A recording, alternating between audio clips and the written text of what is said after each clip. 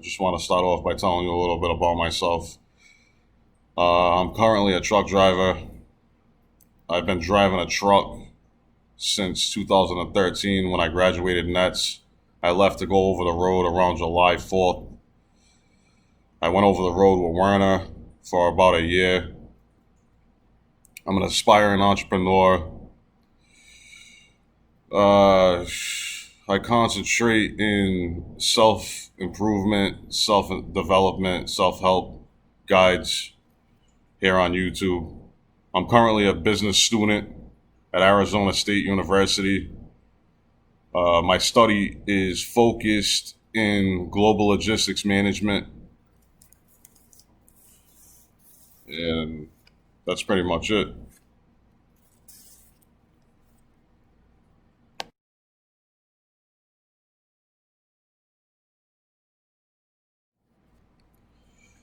So I went to N.E.T.T.S in 2013, and I went to the Pawtucket, Rhode Island location. So I'll be talking about my experience with them in that location. I don't know anything about these other locations, but I do know that in Rhode Island, there is not really a lot of advice out there for people aspiring to drive a truck or have that in mind. So in this video, I'll be sharing my experience, and I hope it's helpful. So I want to touch base about the N.E.T.S program. I was introduced to the N.E.T.S program, which is kind of funny, watching Jerry Springer, Steve Wilkos in the morning one day, and I kept seeing their ad come up. Once I passed my GED, I was looking for something that I could move ahead with. So my first call was New England Tech, but at that time I couldn't really afford to go to that school. It was a lot of money. So I ended up calling N.E.T.S, and they sent someone to my house to explain to me and just show me what goes on at New England Tractor Trailer School. So that's the first step that I took, and then I ended up going to their location in Pawtucket, Rhode Island. When I got there, I sat down with the director. It was so long ago that I kind of forgot his name. But when I sat down with him, they went over the financials, and you can either take a 540, I think it is, which is 540 hours. It might be a little bit more, it might be a little bit less. But that cost at that time around 10.5, so $10,500 around there. And in that program, it's for someone who can't afford to pay out of pocket, pretty much. So you get kind of like a student loan, which I didn't go that route, but I know some guys that have, and these new drivers that say they have it, they're still trying to pay that loan off, which is not really a good thing. But I'll get into that in a little further within the video.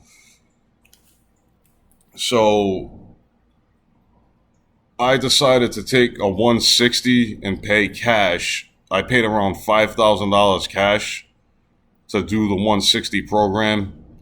And if I was going to do it again, I would do the same thing, because I was in class for a lot shorter of a period than the other guys, and they were going nuts.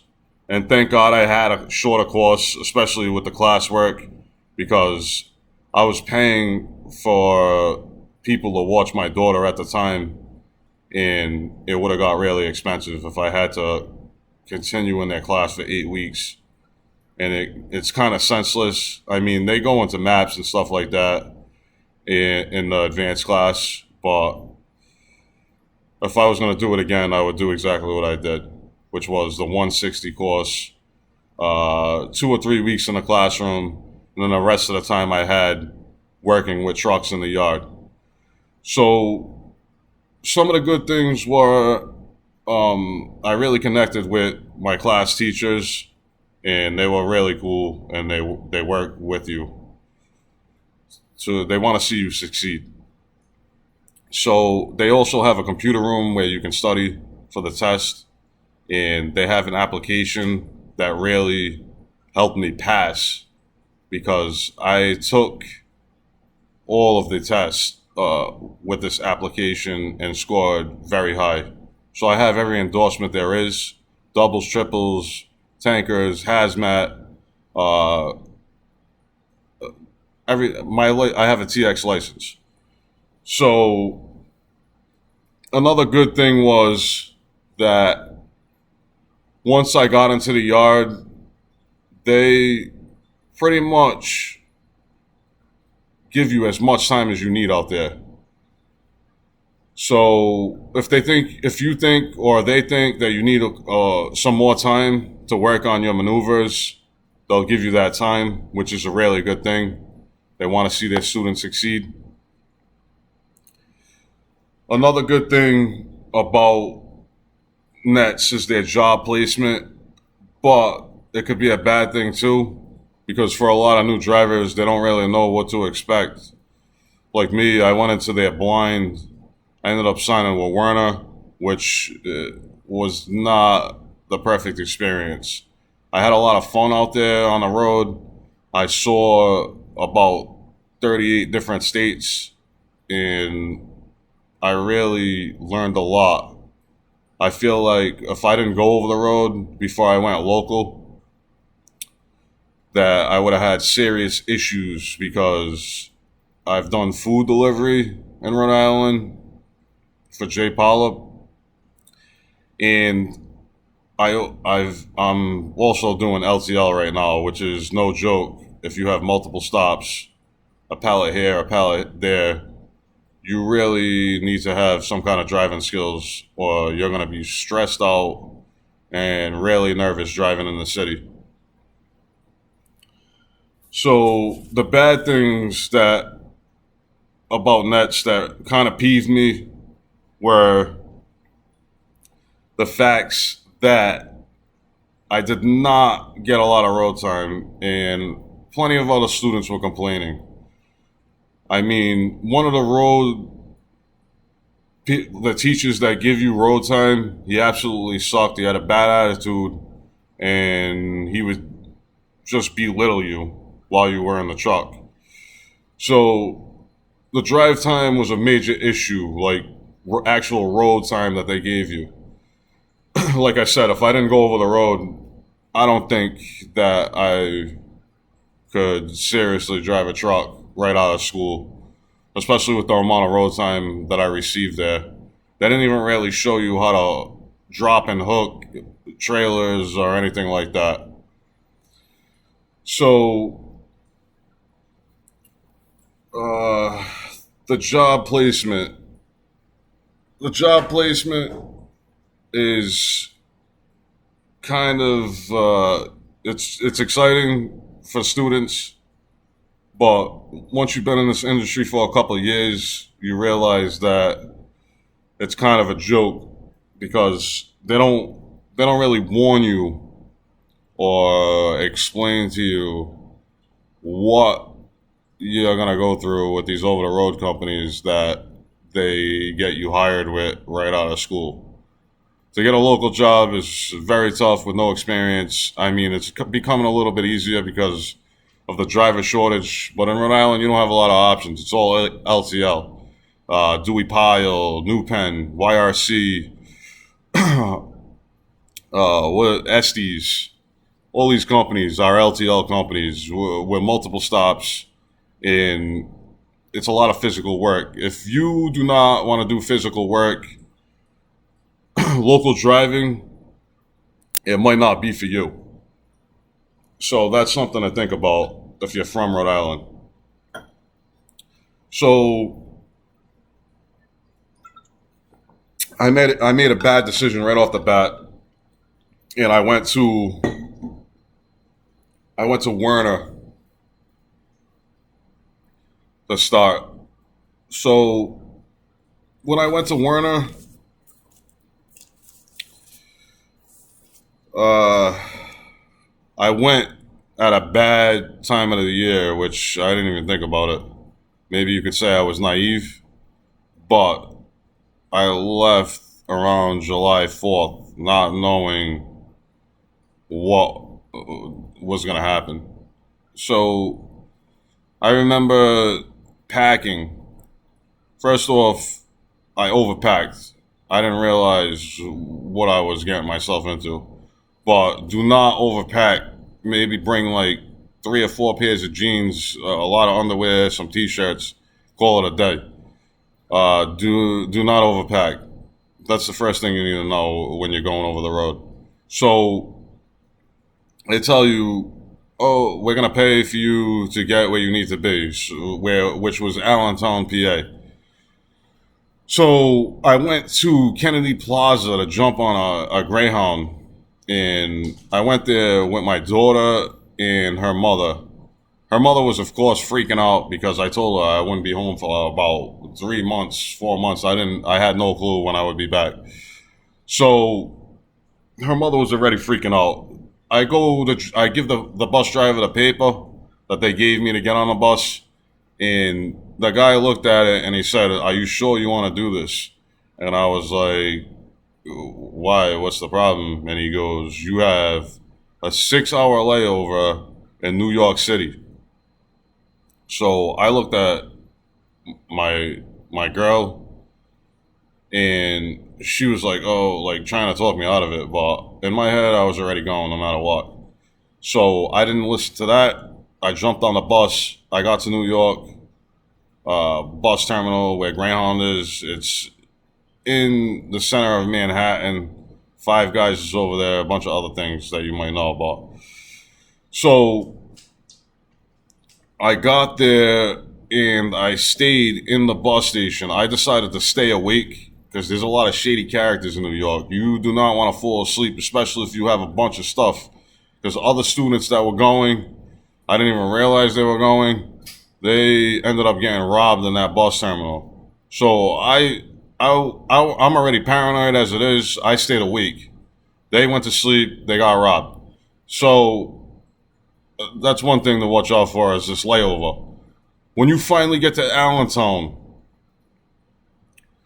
uh, it's it sucks. You wait at another bus stop for somebody from the actual company comes and picks you up, but you're waiting, and there's a lot of shady characters in Allentown. Allentown is not a pretty city, whatever you want to call this. So Allentown, nightmare. They put you in a hotel. They put me in a hotel. I sat there for like 2 days, probably because it was around a holiday. There was no trainers, so they put me in Allentown. They bring you to the intro orientation, whatever this thing is. You sit there. They give you your employee number, direct deposit information, all of this stuff. So they go through the spiel. I can't remember the whole thing. I mean, I probably wasn't even listening to begin with. So they did all of this.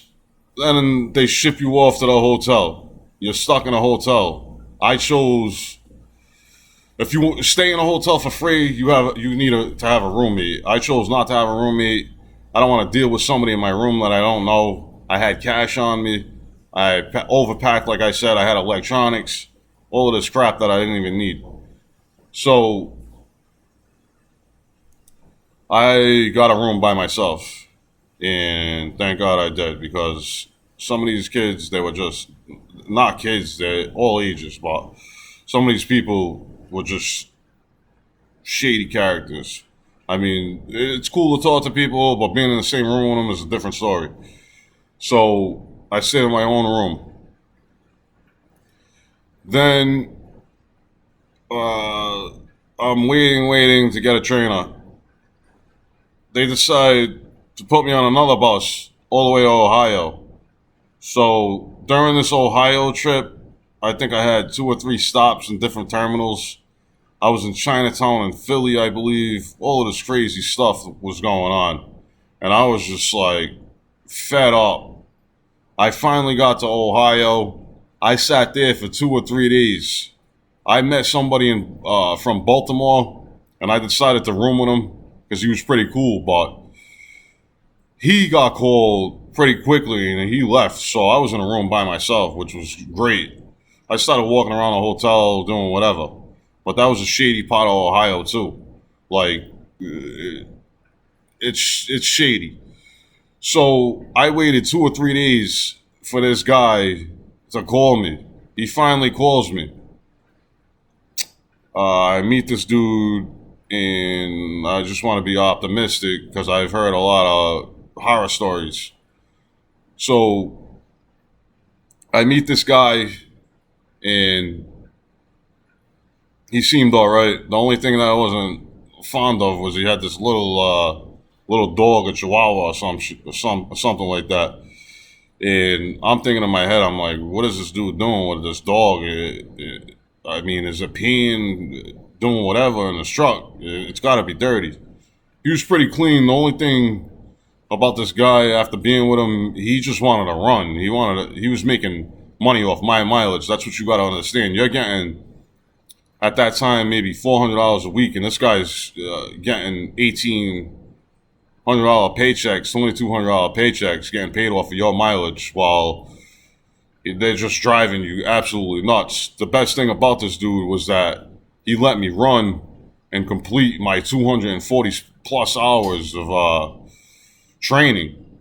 So I completed it early. You might get somebody that is absolutely ridiculous and follows every kind of rule there is, and you're gonna be in that truck with that guy for a while during training if you don't complete your hours. So that's the thing with that. And we did have some disagreements. I mean, being in a box like that with somebody for that long, you're gonna have some kind of disagreement here and there. And what I used to do to mess with him was when he fell asleep, I would just drive real slow if he aggravated me. But I mean, that's I was just doing spiteful stuff after a while. I just wanted to go home, see my daughter, and whatever else. So when I got released from training, I was actually in Ohio the day before, and I thought I was going to get released in Ohio because I live in Rhode Island, and it's not too far away. So I'm like all excited. No, they didn't. They didn't want to release me in Ohio. They ended up giving us a run back to Dallas, Texas, and so I'm almost in Dallas at the terminal in Dallas, the Werner terminal in Dallas. They send me a message over to Qualcomm, which is a computer where you get all your work and you do all your pre-trips, you do whatever. It's what it's their program in the truck. So I get a message from them saying that I'm released in Dallas, and I'm like, I'm happy, but at the same time, I'm like, what the hell are they releasing me in Dallas for when I was just in Ohio? So now I get stuck in Dallas. The terminal over there is so bad, they tell you that you're not even supposed to leave the property. I mean, you can see prostitution and everything else going on outside of that fence. And while I was there was actually a sting. So I'm stuck in Dallas and I'm rooming with somebody. I mean, in their little shitty hotel on their terminal grounds, and it's a shitty shower. It's horrible. So while I'm there, I was waiting for my truck. I think I had to do some. They wanted to know how I felt about my trainer and stuff, which I let them know about that. And I had to complete some other stuff on the computer over there. So during that time, I just wanted to get the hell out of there. I wanted to go home. You know what I mean? I was just ready to get the hell out of there. And so I waited for my truck for 2 days. They finally gave me a truck. I was all excited. Jumped in the truck, and it actually, I had to go from there to upstate New York because I picked a Family Dollar account, which you never, never, never, never, never want to do. Don't ever do that job. The thing is floor loaded, 53 feet long, and you're lumping boxes on beat up rollers, they call them. Like, they're not automated, and they're all busted up. So that was my experience with Werner. And once I got into Family Dollar, that's when I didn't want anything to do with them. I was all set. So when you go over the road with these companies, make sure you know what you're getting into. One thing about Werner, if you're from the Northeast, just know that you're going to be running the Midwest, Texas area, and everywhere out there. You're not really in the Northeast. I was never in the Northeast. I don't know if it's because of my trainer was from Texas or what it was. Another thing that I want to say about N.E.T.T.S, make sure that if you take the student loan or whatever they call this thing, just know that you are going to be driving for a while to pay this thing off. Like, do not start N.E.T.T.S and not complete their program because you'll be in debt. There's somebody that I'm working with right now that's stuck on a forklift, never got his license, and he's still in debt from their program. There's another kid that's struggling, and he just started driving locally not too long ago, and he came from N.E.T.S and he owes about $10,000, and he's struggling. And that would be my biggest advice, is to make sure that you are prepared to drive until that loan is paid off. Truck driving is not a joke. Do your research. Make sure you know what you're getting into, because all of these truck drivers will act like they got the dream job and all of this stuff. No matter what, if you're local, if you're over the road, pack a pillow, because by the time, even if you're going home every day, you're going to bed after 14 hours in a truck, especially locally. You're going to be doing who knows what. So don't think because if you're local, you're going to be home. You live in a truck, regardless if you sleep there or if you go home. Remember that. Remember the fact that, yeah, you're going to make good money. You make really good money. But remember that it comes at a cost. Family time and personal time and your ability to get out of the industry really decreases, especially if you owe for that long. It's very hard to get out of truck driving, especially if you're over the road, you're stuck there. So when do you have time to go to school for something else if you plan on doing that? I do it now, but I got lucky with my company and I have a lot of home time, which I stay between like 8 and 10 hours a day, which is really good. And I'm a Teamster, and that's another thing. If you get into the local Teamsters hall, you'll find a lot of jobs where you are actually protected. But being a truck driver at a regular company, I mean, they will watch you, they will time you, they will fire you. It's just how it is. I mean, you will find a job having a CDL. But make sure if you're local, you have hazmat and tankers, especially in Rhode Island. Because if you don't have hazmat, if you don't have tankers, you are stuck in food delivery or something like that. So, Nets, it's changed my life. Driving a truck, I really like it. Sometimes I have a lot of fun, and sometimes I ask myself what I'm doing. But use it to your advantage. If you need a trade, take the money and run. That's my plan. So, if you have any questions, comment below.